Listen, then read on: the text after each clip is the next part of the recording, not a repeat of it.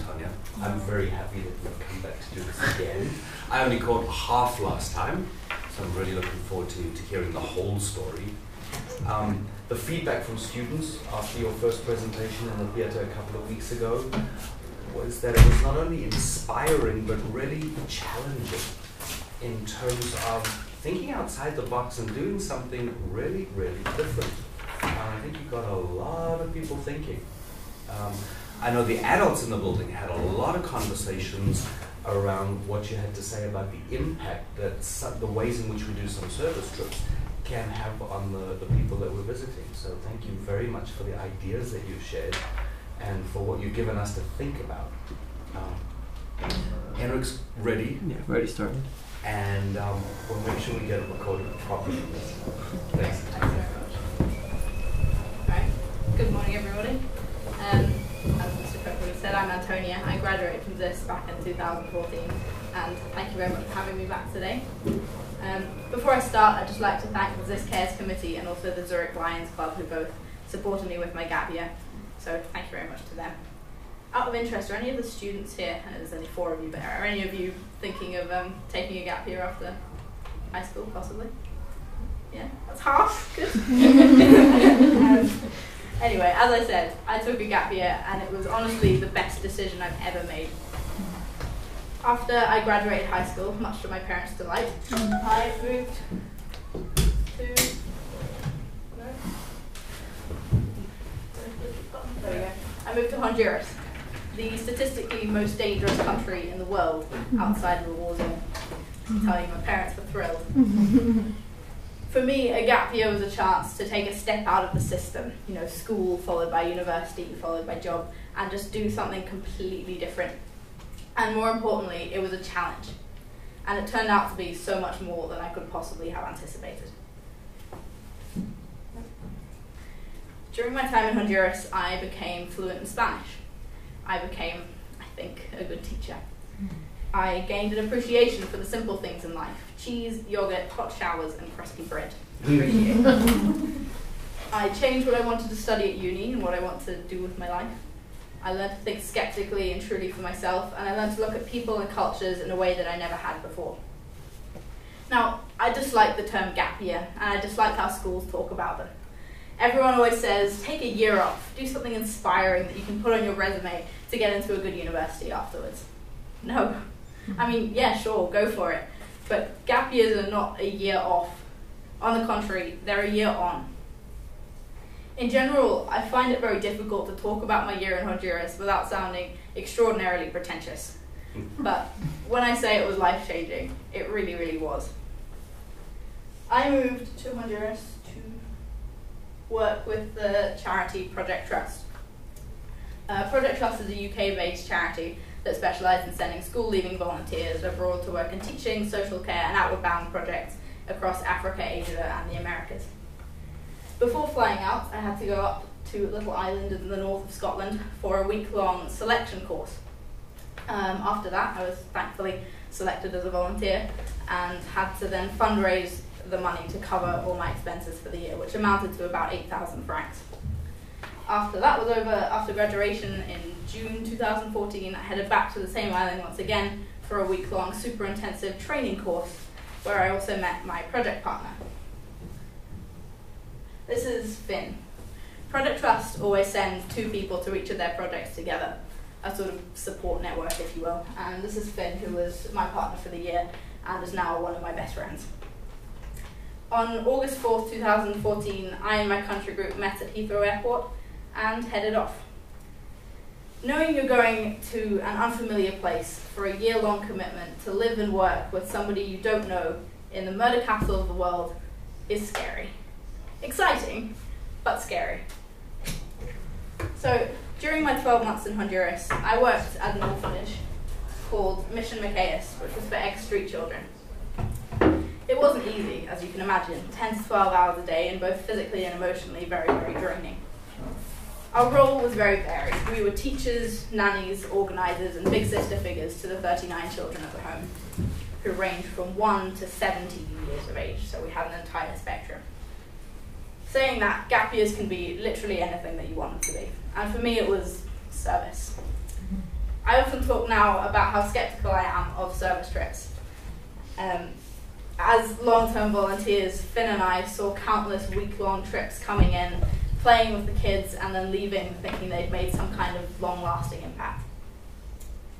I used to be very involved with the Ghana project while I was at this, and I'm sure many of you have had experience with that as well.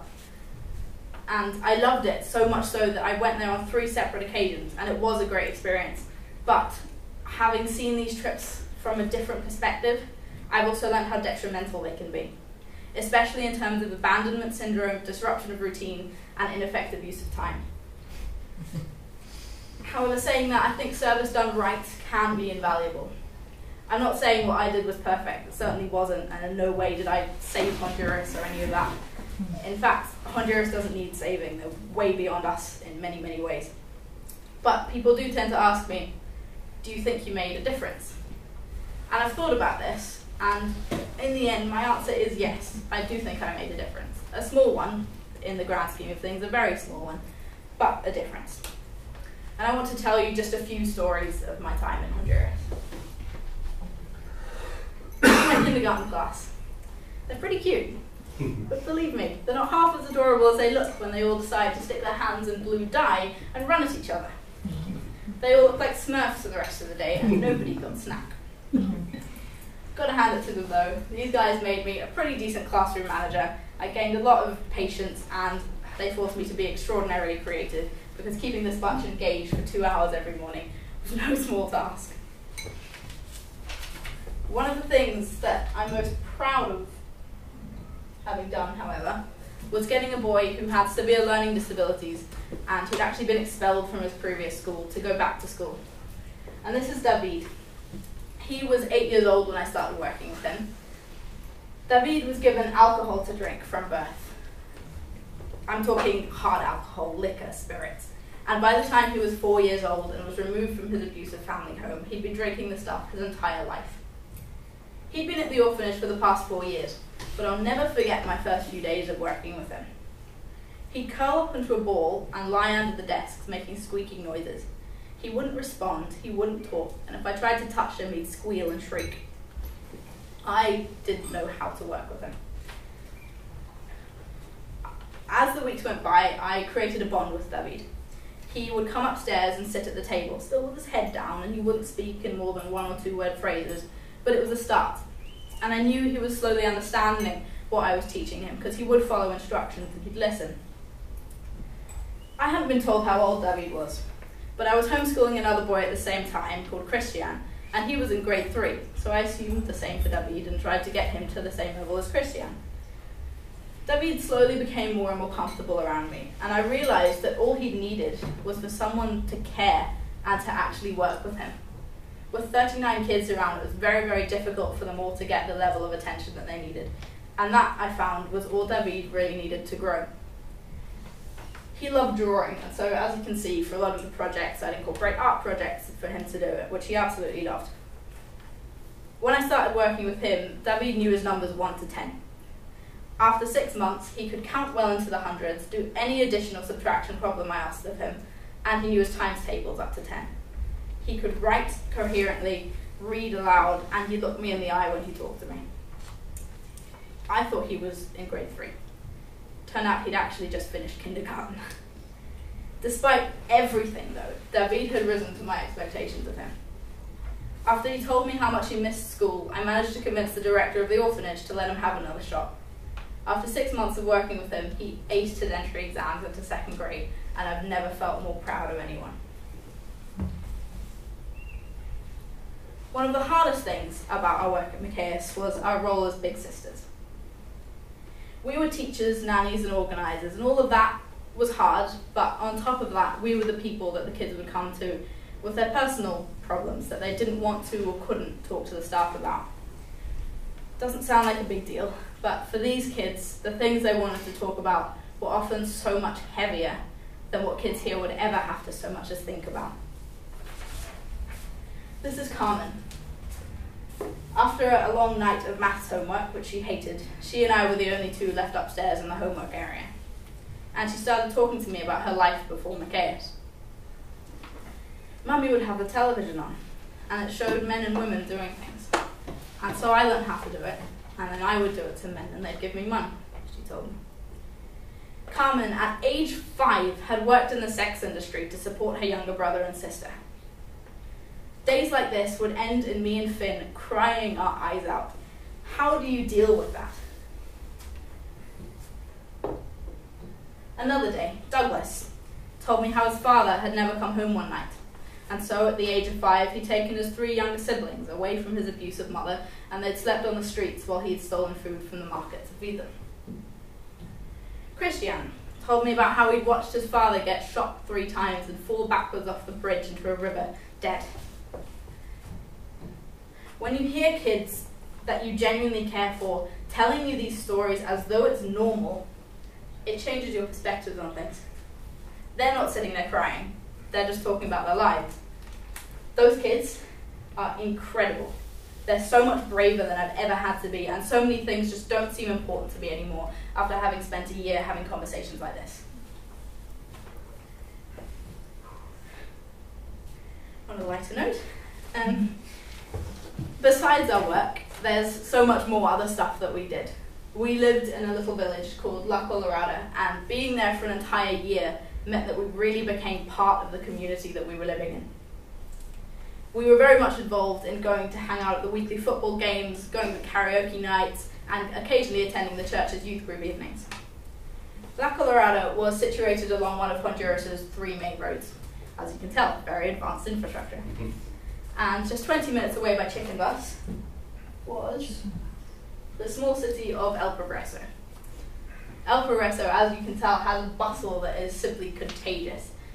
The humid heat leaves you dripping sweat, but there's this massive, colourful market that's all centred around Central Park, where there's a church that's like the calm at the centre of this huge, chaotic storm of colour. And it's one of my favourite places.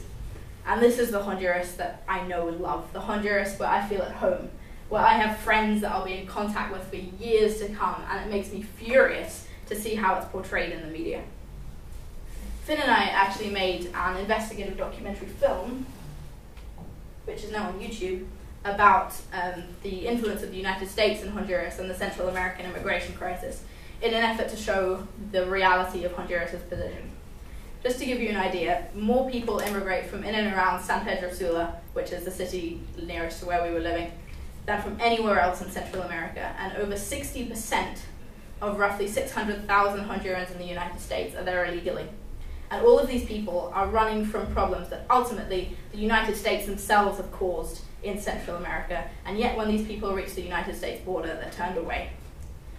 We interviewed street children, political party leaders, ex-gang members. We traveled all up through Mexico following the immigrant trail and stopped off at immigrant shelters to interview refugees and illegal immigrants who were either on their way to the United States or had just been deported from there.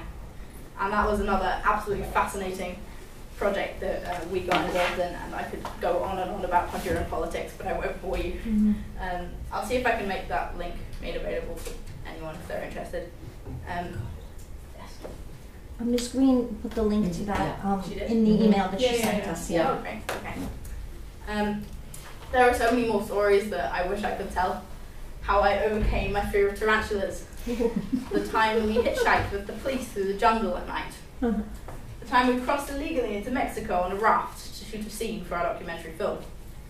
The time we witnessed a gang fight at 2 a.m. in a Central Park in Mexico. And so many more crazy stories of our travels. My year in Honduras changed a lot about me, and it changed what I want to do in the future.